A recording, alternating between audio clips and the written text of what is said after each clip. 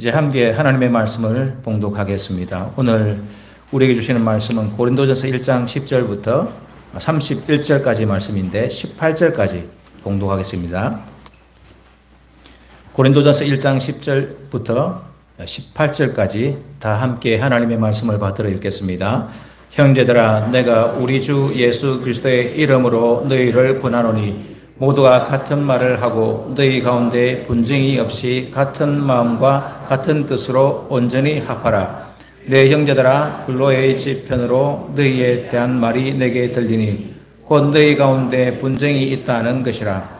내가 이것을 말하거니와 너희가 각각 이르되 나는 바울에게, 나는 아볼로에게, 나는 게바에게, 나는 그리스도에게 속한 자라 한다는 것이니 그리스도께서 어찌 나뉘었느냐? 바울이 너희를 위하여 십자가에 못 박혔으며 바울의 이름으로 너희가 세례를 받았느냐? 나는 그리스도와 가이오 외에는 너희 중 아무에게도 내가 세례를 베풀지 아니한 것을 감사하노니 이는 아무도 나의 이름으로 세례를 받았다 말하지 못하게 하려 함이라. 내가 또한 스데바나 집사람에게 세례를 베풀었고 그 외에는 다른 누구에게 세례를 베풀었는지 알지 못하노라. 보내심은 세례를 베풀게 하려 하심이 아니요 오직 복음을 전하게 하려 하심이로되 말의 지혜로 하지 아니함은 그리스도의 십자가가 헛되지 않게 하려 함이라. 십자가의 도가 멸망하는 자에게는 미련한 것이요 구원을 받는 우리에게는 하나님의 능력이라. 아멘. 오직 예수, 오직 감사라는 제목으로 목사님 말씀 선포하시겠습니다.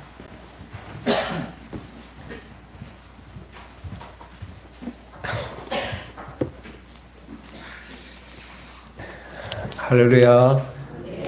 예, 추수감사주일입니다. 추수감사주일뿐만 아니라 항상 감사하는 우리 성도들이 되었으면 좋겠습니다. 감사는 일반적으로도 좋고 특히 우리 성도는 감사의 사람이어야 할 것입니다. 우리 그런 의미에서 한번 따라해 봅시다. 주님 감사합니다. 주님 감사합니다. 우리 옆에 본보고 이렇게 인사합시다. 성도님 감사합니다.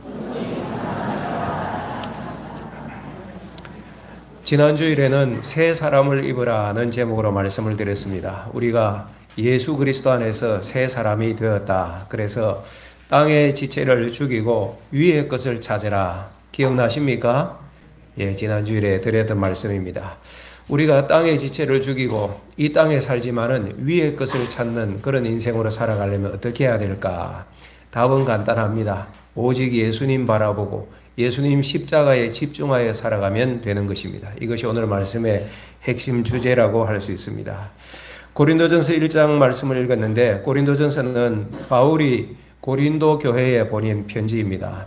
고린도 교회는 바울이 1차, 2차, 3차 전도여행 할 때에 2차 전도여행 때 개척 설립한 교회, 대략 AD 51년경에 세워진 교회로 알려져 있습니다.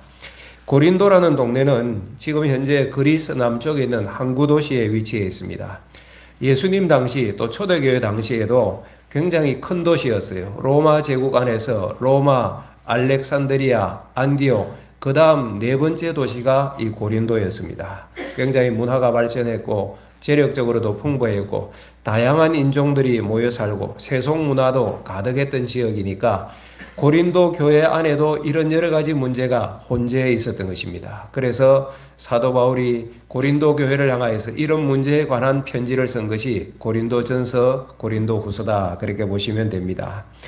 고린도전서 1장에서 4장은 특별히 교회 내의 분쟁 문제를 다루고 있습니다. 여러분, 별로 좋지 않은 주제이긴 하지만은 교회나 밖이나 이런 건 항상 있는 것 같아요. 세상에서도 우리나라의 지역 간 분쟁이 있지 않습니까? 계층 간 갈등도 있습니다.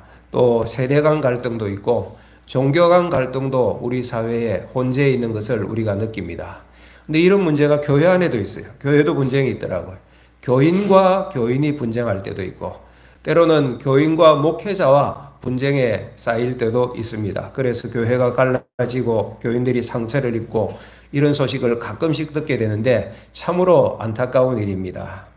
여러분, 교회 내의 분쟁의 문제 어떻게 해야 할까? 오늘 본문에 바울이 제시한 해결책은 오직 예수 그리스도의 십자가로 하나 되라 하는 것입니다. 세상의 지혜나 세상의 방법을 쫓지 말고 또 세상의 어떤 능력을 따라서 문제를 해결하지 말고 완전한 지혜와 능력이신 예수 그리스도만 쫓아야 한다는 것이 사도 바울이 우리에게 제시하고 있는 말씀입니다. 우리 10절 말씀을 보겠습니다. 10절. 형제들아, 내가 우리 주 예수 그리스도의 이름으로 너희를 권하노니 모두가 같은 말을 하고 너희 가운데 분쟁이 없이 같은 마음과 같은 뜻으로 온전히 합하라.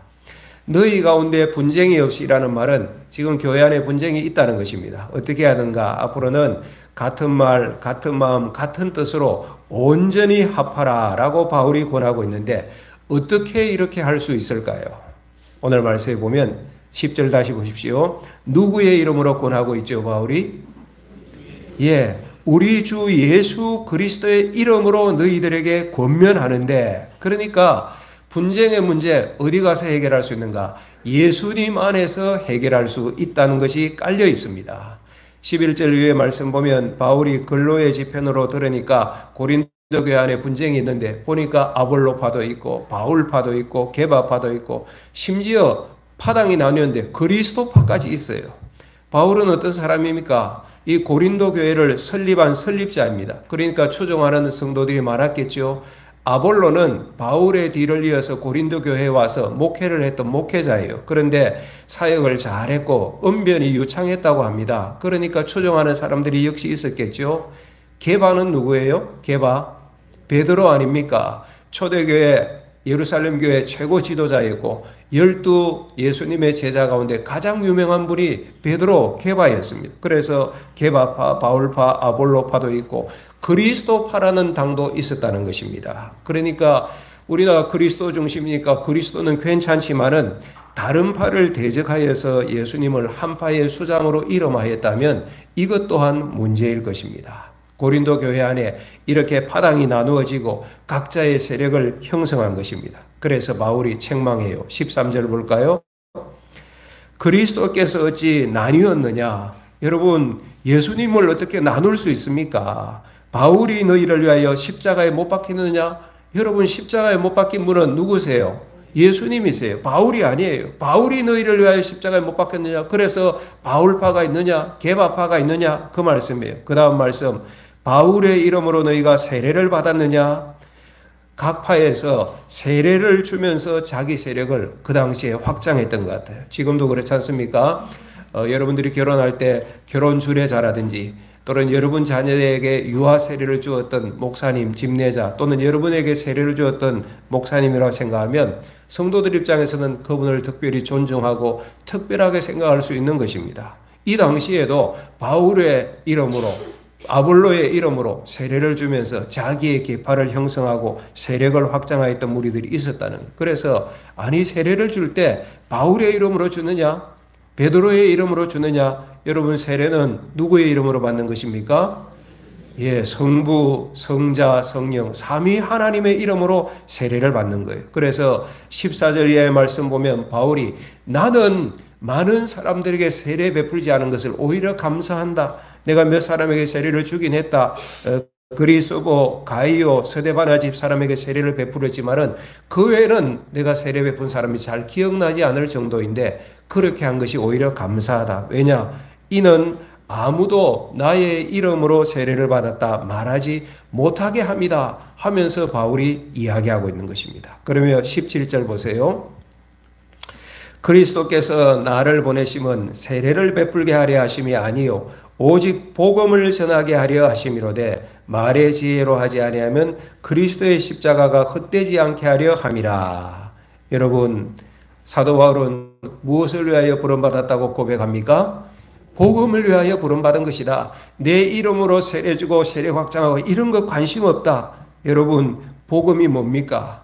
오늘 17절 말씀에 보면 오직 복음을 전하게 하려고 하나님께서 나를 부르셨다고 하는데 이 복음은 그 다음에 보면 그리스도의 십자가가 헛되지 않게 하려 함이라.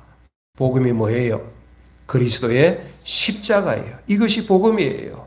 그러니까 바울이 지금 쭉 고백하고 있는 말씀이 오직 예수 따라합시다. 오직 예수 오직 십자가 여기에 초점이 맞추어져 있는 거예요. 여러분, 오늘날 교회에 또 그 당시 고린도 교회에 왜 갈등이 있었을까요? 왜 분열이 있었을까요? 한마디로 말씀드리면 예수님께 집중 안 하니까 그렇습니다. 예수님께 집중 안 하고 엉뚱한 것 바라보니까 다툼이 일어나고 그런 것이에요. 사람 바라보고 사람 앞에 줄 서고 자기 세력을 과시하고 자기 고집을 피우고 자기 방법대로만 뭐 하려고 예수님의 지혜로 예수님의 방법으로 십자가를 바라보고 이것이 신앙인데 거기에 집중 안 하니까 문제가 생기고 개인도 상처받고 교회도 분열이 일어나고 그런 거예요. 오늘날 교회의 싸움들 보십시오. 특별한 이유가 아닌 경우가 대부분입니다. 생명의 상 공부할 때 제가 그렇게 말씀드렸지만 어느 교회는 피아노를 강대상 위에 놓을까 밑에 놓을까 그것 때문에 싸우다가 분열됐다고 하잖아요. 그게 분열될 이유가 될 수 있습니까? 사랑방을 어디서 모일까? 장소 때문에 다툼이 일어나요. 음식을 무엇을 먹을까? 어떻게 포장할까? 별일 아닌 거 가지고 다툼이 일어날 수 있어요. 여러분 따라합시다. 예수님께 집중하라. 이런 문제들 과연 다툴 만한 일입니까? 돌아서 생각해보면 아무 일도 아닌 것인데 이것 때문에 마음 상하고 분열하고 예수님께 집중하셔야 됩니다. 세상의 양극화의 문제가 교회에도 들어와서 갈등이 되기도 합니다. 교회 안에도 나는 고향이 어디야? 나는 뭐 어느 학교 나와서 이런 것으로 줄 세우는 경우가 있다고 합니다. 세대 간의 갈등이 교회 안에도 있대요. 어르신들과 젊은이들의 생각의 차이, 문화의 차이 때문에 생겨지는 갈등들, 계층 간의 갈등들도 있어요. 부유한 사람, 연약한 사람도 있잖아요. 교회 안에는 특별히 직분 간 갈등이 있더라고. 이거 참 문제입니다. 우리는 장로인데, 우리는 권사인데, 우리는 집사인데, 그래서 끼리끼리 모이고 그렇지 못한 사람들은 소외당하고 그러한 문제가 생긴다면 이건 정말 교회 안에서 있을 수 없는 일이죠. 어떻게 해야 할까요? 누구에게 집중해야 할까요? 다시 따라합시다. 예수님께 집중하라. 교회 사역자가 교회의 문제가 될 때도 있습니다. 우리가 사역자를 존중하는 것은 너무나 당연한 일이지만은 함부로 맹종하는 것은 조심해야 할 것입니다. 목사도 그렇습니다. 어떤 목회자들은 강력한 카리스마를 가집니다. 그래서 성도들의 마음이 참 그렇게 강력하게 추정될 수 있어요. 나를 따르라. 내 말이 곧 주님의 음성이야. 여러분 이렇게 한다면 가짜입니다. 조심하셔야 됩니다. 우리는 주님만 따르는 사람이지 사람을 따르는 그런 백성이 아닌 것입니다. 성도들 가운데도 일 잘하시는 분들이 있습니다. 능력과 지혜가 많은 분들이 있습니다. 일도 잘하고 그런데 결과가 자기 자랑이에요. 자기의 세를 모으고 자기 이름을 하면 가짜입니다. 여러분 사람 따라가면 안 됩니다. 누구를 따라가셔야 돼요? 오직 예수님만 따라가는 거예요. 예수 그리스도의 십자가에 집중해야 돼요. 왜? 오늘 18절 보십시오. 다 같이 읽겠습니다. 시작.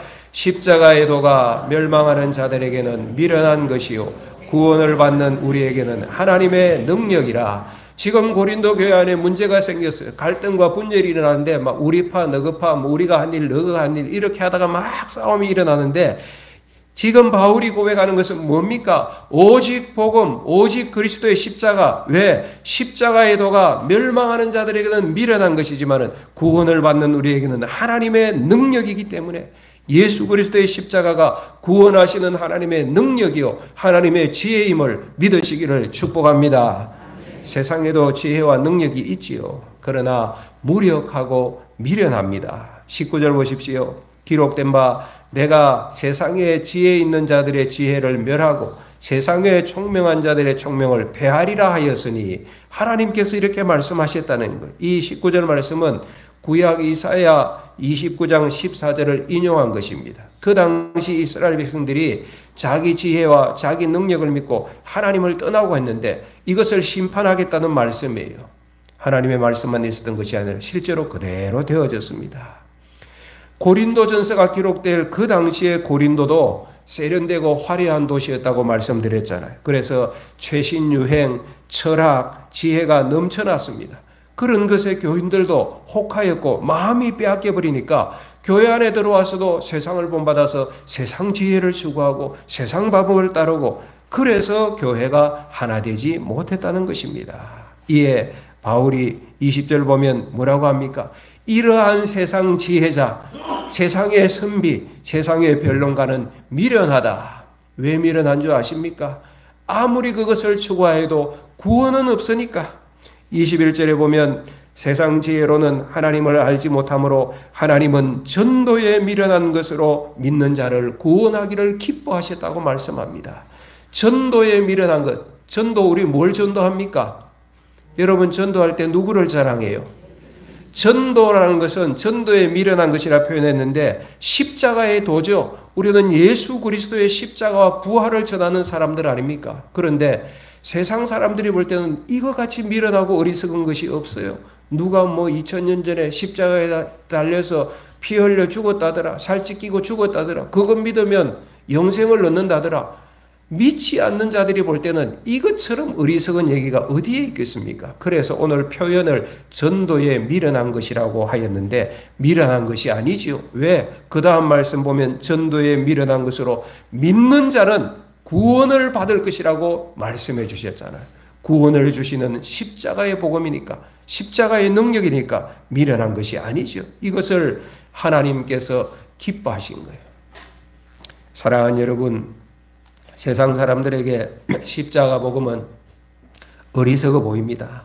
가장 치욕스러운 방법으로 십자가에 달려 돌아가신 예수님 아닙니까? 그런데 십자가에 못 박혀 죽은 그 예수가 구원의 길이라고 말을 하니 22절 23절에 보면 표적을 구하는 유대인들에게는 이 십자가의 도가 그리 끼는 것이요.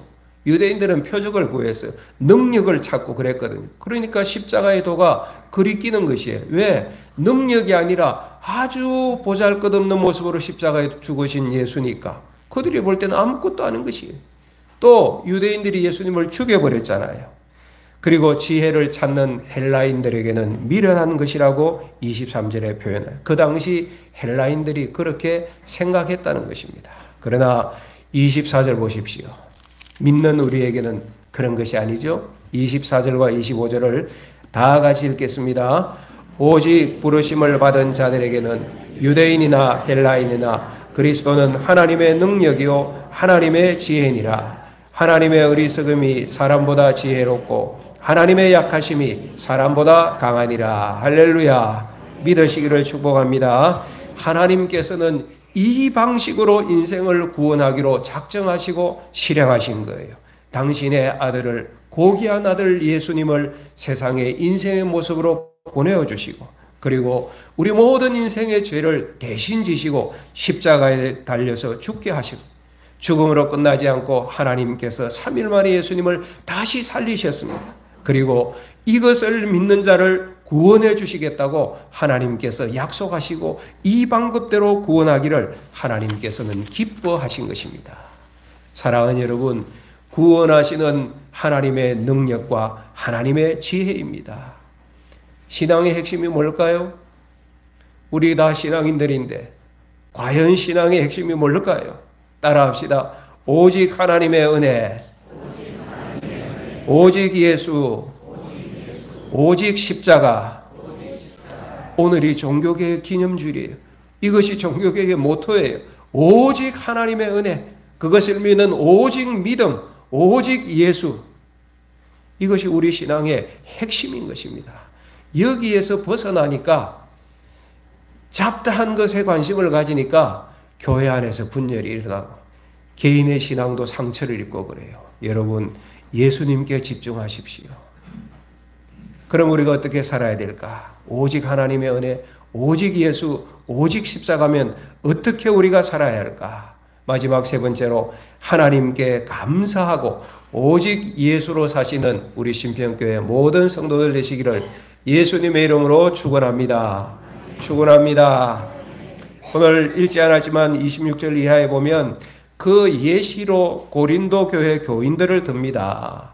너희가 육신으로는 지혜롭지 않지 않느냐? 능력 있는 것 아니지 않느냐? 문벌 좋은 자가 아니지만 하나님이 세상에 미련하고 약한 너희들을, 고린도 교회 성도들을 택하여서 강한 자들을 부끄럽게 하셨다는 말씀이 26절 이하에 나와요. 왜 그렇게 하셨느냐? 29절에 이는 아무 육체도 하나님 앞에서 무엇하지 못하게 자랑하지 못하게 하려 하심이라. 여러분, 자랑은 누구만 해야 됩니까? 하나님만 자랑하고 예수님만. 우리가 한 일이 없으니까. 그리고 30절 보십시오. 같이 읽습니다. 시작. 너희는 하나님께로부터 나서 그리스도 예수 안에 있고 예수는 하나님으로부터 나와서 우리에게 지혜와 의로움과 거룩함과 구원함이 되셨으니. 우리는, 고린도 교회 성도들은, 또 우리는 하나님의 자녀가 되었습니다. 그래서 누구 안에 있다? 누구 안에 있다? 그리스도 예수 안에 있습니다. 그리고 그 다음 말씀, 지혜가 뭐냐? 인생들이 지혜를 찾는데 30절에 보니 예수님께서, 하나님께서 우리에게 주신 지혜라고 말씀해요. 예수님이 십자가에 달리신 것이 하나님의 구원의 능력이요, 하나님의 구원의 방법이요, 하나님의 지혜가 예수 십자가에 담겨 있는 것입니다. 그래서 예수님이 우리에게 주신 하나님의 지혜예요. 그 결과가 어떻게 되었느냐? 예수님 덕분에 우리는 하나님과 의로운 관계에 들어가게 되었다. 올바른 관계에 놓이게 된 것입니다. 그리고 거룩하게 되어졌다. 거룩한 하나님의 백성이 되었다. 그리고 구원을 받게 되었다. 할렐루야. 이것이 오늘 바울이 우리에게 말씀하고 있는 것입니다. 그러므로 31절 마지막 말씀 시작. 기록된 바 자랑하는 주 안에서 자랑하라 함과 같게 하려 함이라. 누구 안에서 자랑이요? 주 안에서. 예수님만 자랑하고 하나님만 자랑하고. 사랑하는 여러분, 오직 주님만 자랑하시기를 축원합니다. 나를 자랑하면 분쟁이 생깁니다. 여러분의 마음 갈라집니다. 교회의 마음도 갈라집니다. 우리가 예수님과 십자가에 집중하면 분쟁이 없을 것입니다. 우리는 다 한 세례로 한 신앙을 고백한 사람들 아닙니까? 한 성찬을 함께 받아서 한 몸이 되었습니다. 그런데 한 몸인데 우리의 마음이 나뉘어지면 어떻게 되겠습니까? 그리스도께서 나뉘어지겠느냐? 그리스도의 몸에 지체된 우리 성도들이 나누어지게 되느냐? 그렇게 바울이 외치고 있지 않습니까? 예수님의 십자가만 바라보면 오직 감사이고 하나가 되는 것입니다. 이런 교회와 성도가 되시기를 주의 이름으로 축원합니다. 오늘이 추수감사주일입니다. 하나님께 감사하십시다. 오늘뿐만 아니라 모든 날 가장 먼저 우리가 감사할 제목은 예수님을 통하여 십자가 구원을 이루신 하나님의 은혜에 대한 감사일 것입니다. 여러분, 정직하게 우리 자신을 돌아보면 나같이 못난 이 죄인을, 지옥과 마땅할 죽을 죄인을 하나님께서 구원해 주셨는데 조건 없이 구원해 주셨구나. 얼마나 감사해요.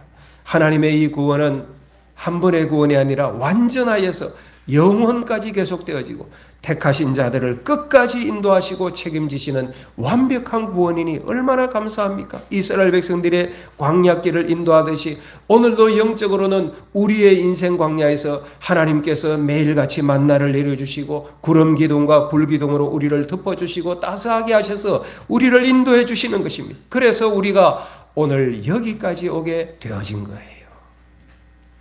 제가 글 한 편을 읽어드리겠습니다. 아침에 눈을 뜨면 오늘도 하루를 주신 주님께 감사합니다. 침을 삼켜 목 상태를 점검하고 목이 아프지 않으니 컨디션이 괜찮네요 하며 감사를 합니다. 하루 일정을 소화하며 이래서 감사하고 저래서 감사합니다. 매일 빼먹지 않고 하는 산책, 얼마 전 이사를 하면서 그저 산책길 정도만 확인하고 결정을 했는데 웬걸 소오대산을 주셔서 감사 또 감사를 합니다. 너무나 맑고 화창한 날 사방에 피어있는 꽃들과 초록들, 날마다 깊이가 다르게 느껴지는 노을진 하늘이 너무나 이쁘다. 하나님이 에리에게 보여주시려고 또 이렇게 만드셨구나. 감사와 감탄이 절로 나옵니다. 누구의 글일까요? 에리가 누굴까요? 배우 정에리 권사님의 글입니다.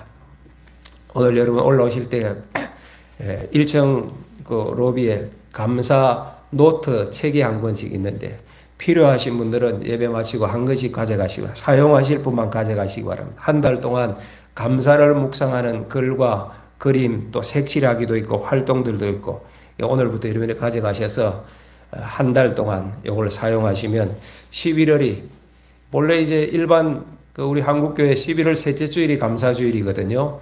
우리는 오늘 하지만은 11월 전체를 감사의 달로 삼으셔서 이 책을 여러분들이 잘 이용하시면 좋겠다 생각이 들어지요. 거기에 나오는 정혜리 권사님 글 가운데 또 이런 글이 계속되더라고요. 그가 아세요? 신기하게도 불안과 두려움이 가득한 순간에도 기도를 하든지 묵상을 하든지 글을 쓰든지 하면 제 몸이 다 입이라 해도 감사 외에는 할 말이 없다는 사실을요. 글이 계속됩니다. 하나님을 알지도 못했고 기도도 한 적이 없는데 저를 연기자로 만드셔서 45년을 방송하게 하시고 월드비전을 만나 세계 아이들을 살리는 주님의 도구로 쓰시고 난소암으로 목숨을 잃을 위기에서 다시 회복시켜 오히려 나를 돌아보는 좋은 습관을 만들게 하시고 차가 폐차될 정도로 큰 교통사고 중에서도 저를 지켜주셨으며 주변에 많은 이들을 붙여주셔서 풍성한 사랑을 누리게 하시고 무엇보다 주님의 딸로 삼아주셔서 모든 것이 은혜임을 깨닫게 해주시니 그저 감사입니다. 이런 글들이에요. 제가 이거를 읽으면서 생각나는 찬양이 은혜라는 찬양입니다. 내가 누려왔던 모든 것들이, 내가 지나왔던 모든 시간이, 내가 걸어왔던 모든 순간이 당연한 것 아니요 은혜였소. 나의 나던 것은 하나님의 은혜라 그 고백하는 찬양들 말입니다. 여러분 감사주의를 맞아서 감사로 사시는 주의 백성들이 되시기를 축복합니다. 오늘 아침에 나오면서 제가 교회로 오면서 감사했어요. 오후에 야외 예배 가는데 지난주간부터 계속 오늘 비가 온다고 예보되고 토요일까지 비가 온다고 예보되었잖아요. 금요일에 우리 중보기도팀 모여서 좋은 날씨, 적절한 날씨 주시도록 기도했고 어제 청소위에서 우리 성도들이 모였을 때도 또 좋은 환경과 날씨, 오늘 오후에 서울에는 또 한국교회 큰 집회가 있잖아요. 하나님 비 오면 안 되니까 비, 바람, 구름도 물리쳐 주시고 하나님 영광 받으실 만한 환경을 허락해 주십시오. 아침에 보니 비 오지 않을 것 같아요. 그래서 제가 나오면서 하나님 감사합니다. 그러면서 한 가지 됐어요. 하나님 비만 오지 않게 해주지 마시고 오후에 우리 어르신들도 계신데 따뜻하게 해주세요. 그 기도까지 했는데 사랑하는 여러분 항상 감사하는, 범사에 감사하는 주의 종들 되시기를 축복합니다. 그리고 오직 예수로 살기로 결단합시다. 감사하면 이것도 저절로 되어져요. 주님께 감사하고 예수님께 감사하고 십자가 은혜에 감사하면 오직 예수로 살아가는 삶이 되어진다니까요. 여러분 예수님만 따르고 예수님만 자랑하고 예수님만 전합시다. 이미 말씀드렸지만은 우리 신앙생활을 바로 하려면 제발 환경이나 사람이나 엉뚱한 거 바라보지 말고 누구에게 집중해요? 예수님께 딱 집중하면 어떤 어려움 만나도 이겨냅니다. 교회에서 마음 상할 일 예수님께 딱 집중하기 시작하면 이겨냅니다. 누가 알아주지 않아도 괜찮아요. 왜? 예수님 바라보니까. 예수님이 해답입니다. 유일한 해답이, 유일한 구원의 길이고 유일한 인생 문제의 해답이. 그래서 수고하고 무거운 짐진 자들아 다 내게로 오라. 내가 너희를 쉬게 하리라고 주님께서 말씀하시고 약속해 주셨잖아요. 먼저 하나님께 감사하고 오직 예수님으로 살아서 함께 하나 되어 전진하는 신평교회와 우리 모든 성도들 되시기를 주의 이름으로 축복합니다. 말씀은 여기까지 마쳤습니다.